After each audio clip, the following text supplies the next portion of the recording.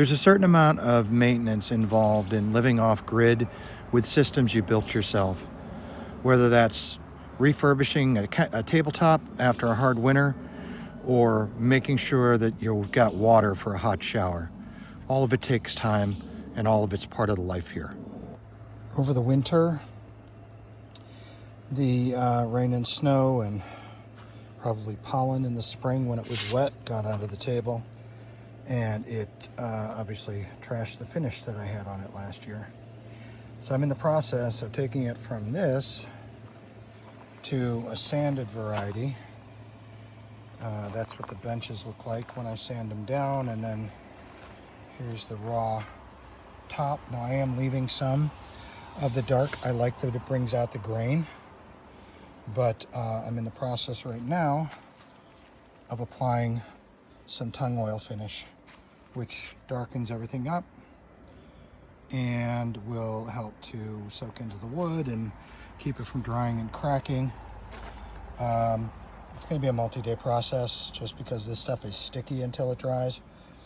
Probably even after it dries, I'm going to have to take off the top layer with some kind of a polish or something, and then seal it this time with urethane like I did the kitchen countertops. And that should stop this from happening again, so I don't have to refinish the tabletop every year. This is the second year that I've had to come back and sand it all back and refinish it. So I'm kind of over that, so I'm going to urethane it this year. Here we go. Unfortunately, I had to leave part of the table unfinished because I've got stuff on it. I use this as my main table when I'm outside my tent. But as you can see, I've got the first coat here, the oil coat on the wood that I sanded down, and it's still wet, still very wet, but it's looking much better. Really brings out the grain. And so since I sit in a comfortable chair at the end of the table, which is why I left this overhang here, I can do both of the benches fully. I'm not going to get too crazy, take it all apart and sand it. I'm just going to get the grossest parts of the table, the large parts, the large surfaces clean so that it looks better.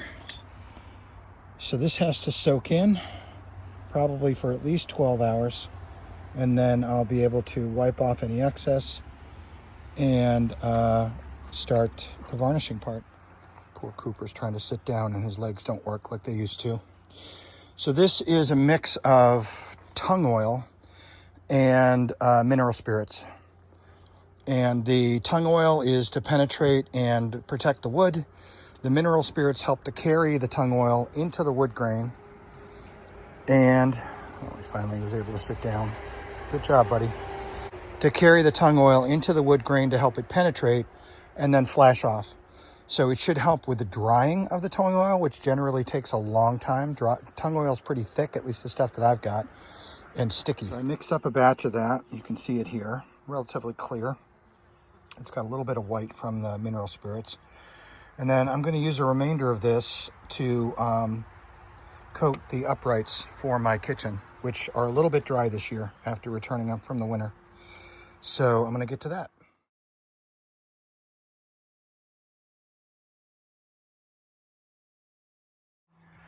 If you watch my kitchen building video, you'll remember that I left these interesting knots and burls on the side of the maple upright that I have here.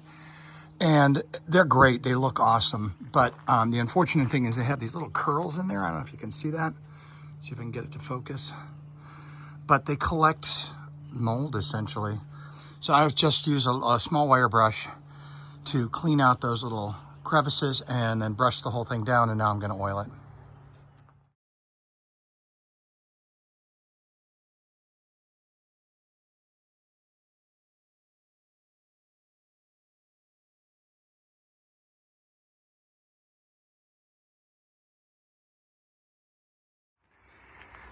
So hopefully you can see how much richer that oil makes this finish. It's hard to see in the sun glaring on it. There you go. It's a little bit better shot of it.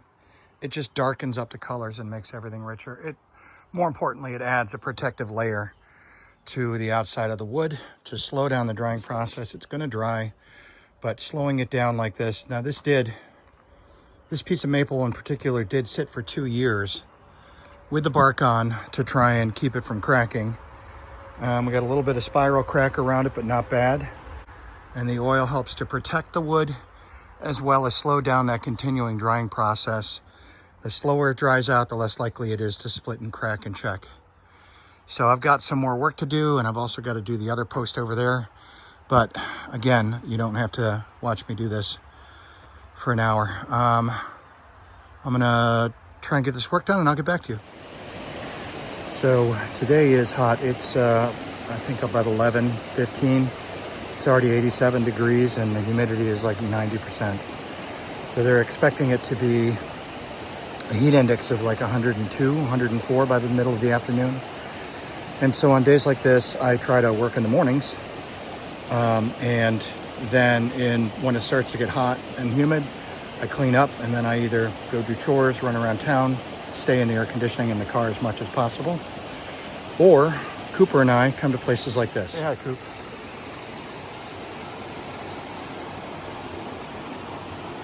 So this is a nice little secluded part of the Bouquet River just outside of New Russia in the Adirondacks.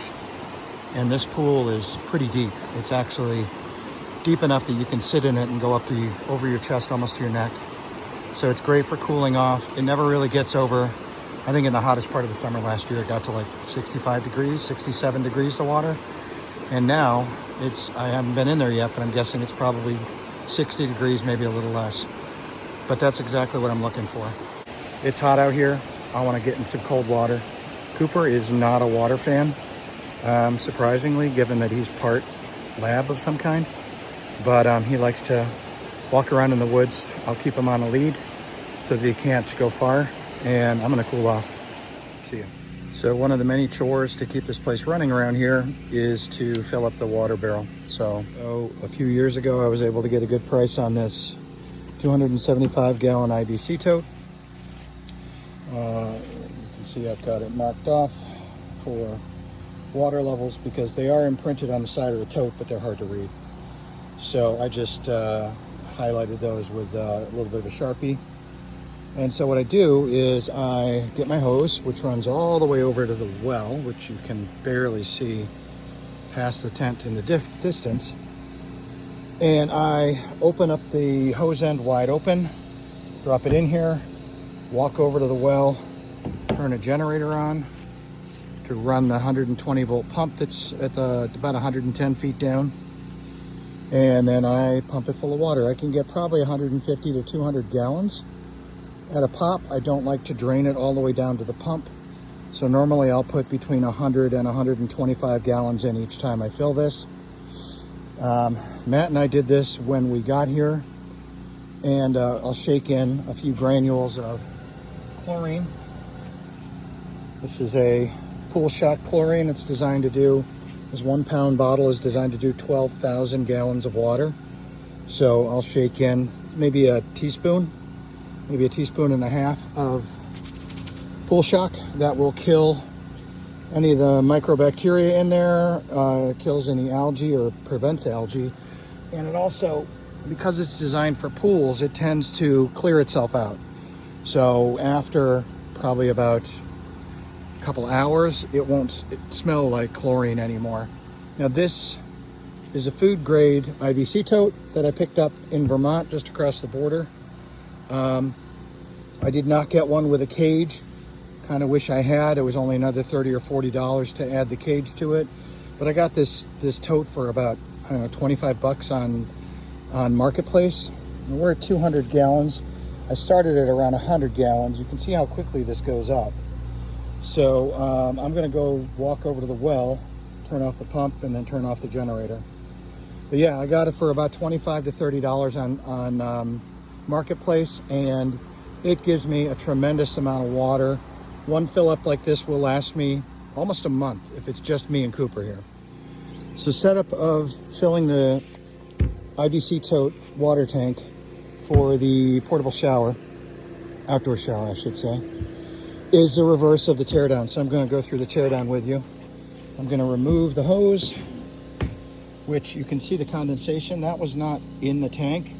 That's the condensation, because the water coming out of my well comes out at about 45 degrees. So it's ultra chilly, which is awesome if you want a cool shower in the summer, which I might do after this video. I'm going to coil this hose up on my hose reel here. Just shut it off to start with. Sorry, I'm trying to do this one-handed. So I coil it up on the hose reel, keep it up off the ground, keep it clean. And this is just I think I got this at the dollar store, cheap plastic hose reel. That lives there. Then I have the cap. Now this is a standard IBC tote cap that I've drilled out, specifically sized to fit the, I'll get some garbage on my hand. Drilled a hole specifically sized to fit the intake line on my hot water system. I need to put the cover on, and that's going to require 2 hands. Now this is literally just a Harbor Freight tarp that I got. I actually bought it so that I could cut a piece out of it to put a patch on my floor where I melted the floor with the stove. And so I had an incomplete tarp, and I didn't know what to do with it, but this is a perfect application for it. The black and silver helps to, number one, insulate the tank, but more importantly, the black blocks out any light. And so I've got it strung together with some parachute cord, and I'll show you how that goes together. It all folds in origami style, and that will cover this entire tank, keep the algae from growing because of the black blocking the light, and also keep the water cool for as long as possible. It'll eventually warm up, but it's nice to have cool water because I can turn the water pressure all the way up and the water temperature all the way down, and I can get like a 60-degree shower out of this, which is fantastic when you get one of those super hot days where you're trying to cool down. So let me see if I can't put this tarp cover on, and then I'll come back to you.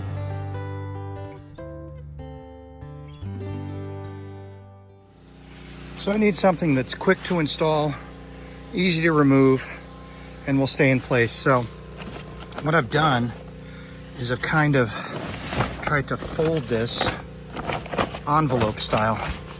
So you get the idea. I've got the central triangle here, and then these 2 little wings that go off to the side that will help to hold it in place. Now, how does that hold in place, you ask?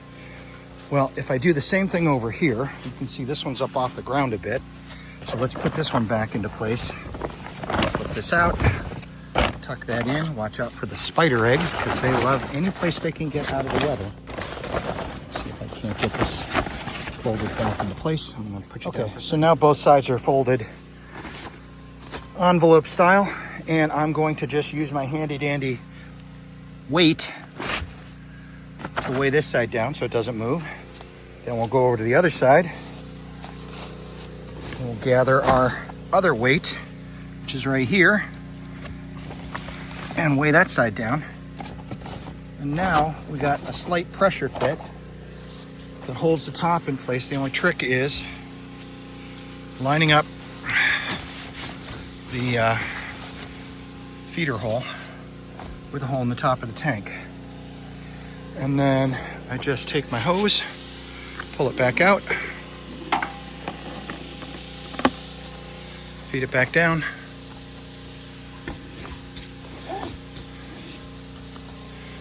comes out of the tank, into the pump, through the fine mesh strainer that came with this pump, into the 7-gallon per minute water pump that I purchased online when the old one died. Dramatically increased the pressure from the 1.5 gallons per minute pump that came with this kit. Not to knock it, it was a very reasonable kit, and it worked for a number of years before I had to replace the pump. But this is a substantially heavier duty pump. The one that came with it is plastic. So from the pump we go into the intake, through the heating mechanism, and through the output to the actual shower head.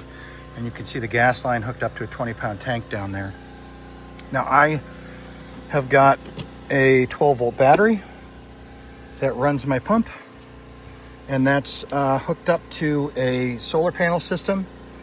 It's fused, so that keeps it from burning anything out. And that is hooked up to a solar panel system through this solar charger. And then the panel is a little 30-watt panel that I got cheaply on Amazon.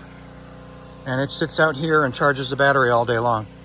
So since I've rigged up this system and rigged up the inline switch, now water is available at the touch of a button. Now it's purging the air from the lines right now. So I'll have to turn it off and turn it on a few times to get rid of that cavitation.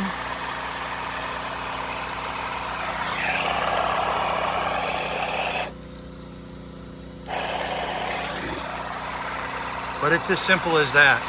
I don't know if you could hear that woof sound. When I turn the pump on, this is water pressure activated. It starts automatically, so listen closely. So that woof that you hear are the burners kicking off, and you can actually see them at work here when I turn it on.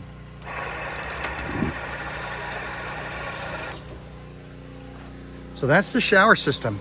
Relatively straightforward, super easy to maintain. It's basically, other than filling the water tank, it is also a set it and forget it type system. All of this maintains itself. In the winter, I'll remove the battery, and I remove, even though these are IP67 rated, I remove the solar charge controller for the battery, and I store those.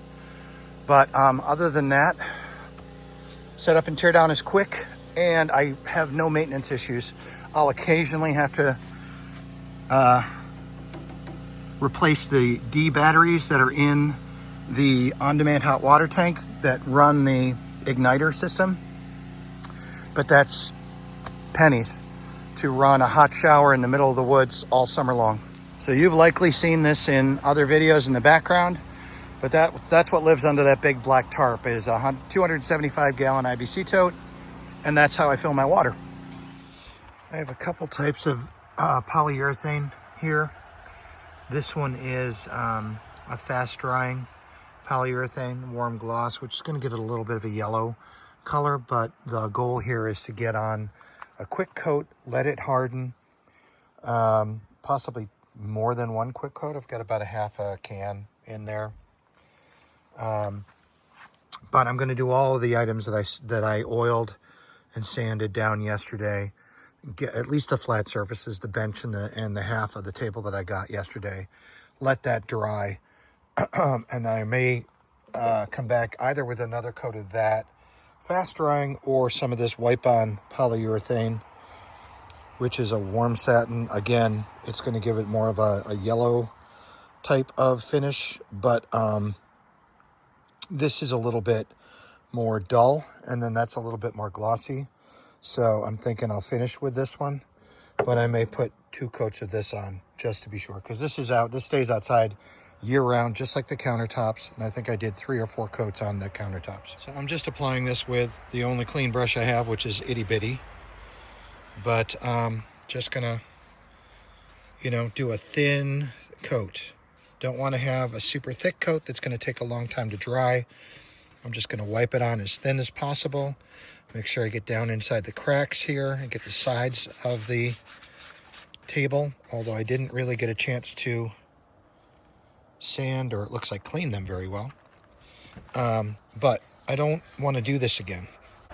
This is the second year in a row that I've had to finish this tabletop, so I want to be able to do it this once and then be done with it.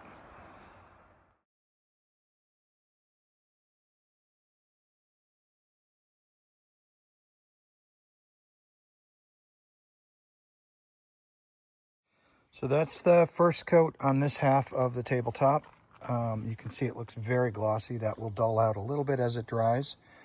Then I'll do a light, like 180 grit sand coat over the top of that. And then depending on how quickly this dries, I might, like I said, reuse this fast drying to do another light coat over the top of the first coat. And then let that dry, 180 grit sandpaper, and then a final coat with the wipe-on polyurethane, which is a little more substantial. This fast drying is, I think, literally just polyurethane with mineral spirits in it to thin it down. The mineral spirits flash off, which help it to dry faster, and also to make it thinner so it's easier to apply. So The wipe-on's a little bit thicker, but it's good for a final coat. I'm going to do the benches next. The benches, all I do literally is I do a quick wipe with a shop towel just to pick up. You can see there's a little bit of oil on there. There's just a little bit of surface oil left. It looks like it's dry, but there's still a little bit of surface oil. So I don't want any problems with the adhesion for the urethane. So I'm just wiping this down to clear that surface oil, and then I'll just flip the cloth and keep going until it comes back without a lot of oil. There's a point of vanishing returns where it's just not worth, the juice isn't worth the squeeze.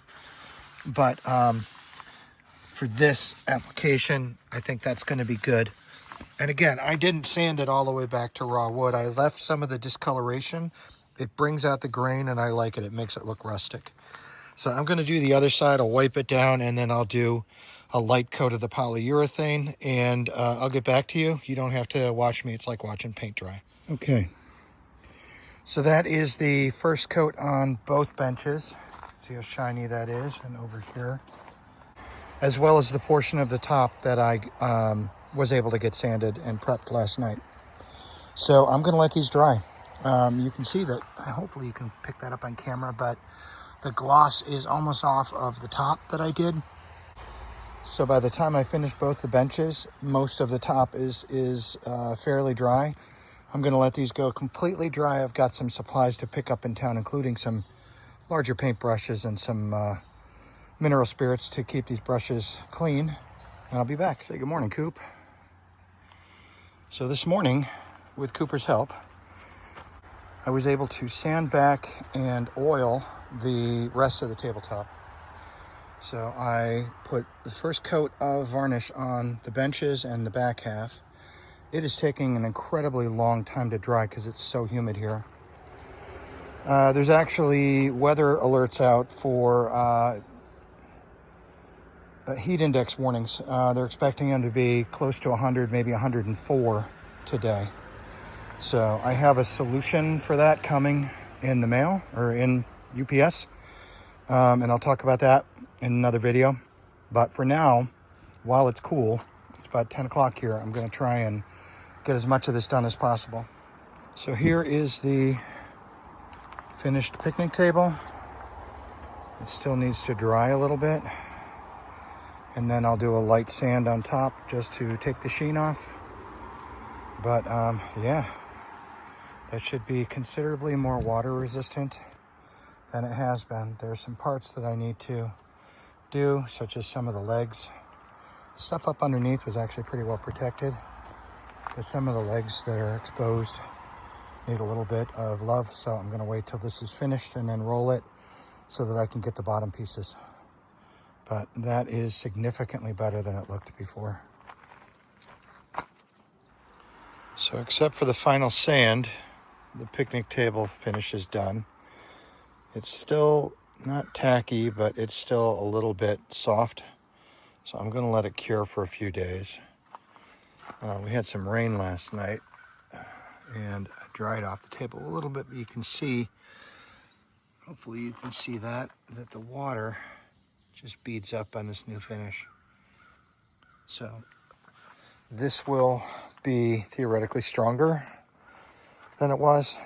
I'm going to let it dry out. I'm going to do a light sand with maybe 120 or 180 grit sandpaper just to take the irregularities out of the surface, because you can see there's little tiny irregularities where the finish is slightly uneven in spots. And that will take some of the gloss out. It should still be plenty waterproof. There's 2 coats of polyurethane over 2 coats of oil.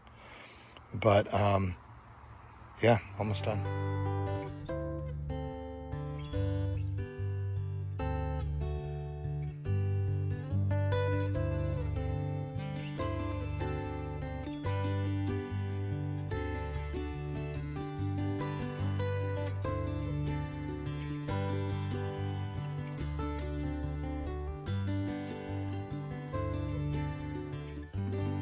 I hope you'll come back and join me.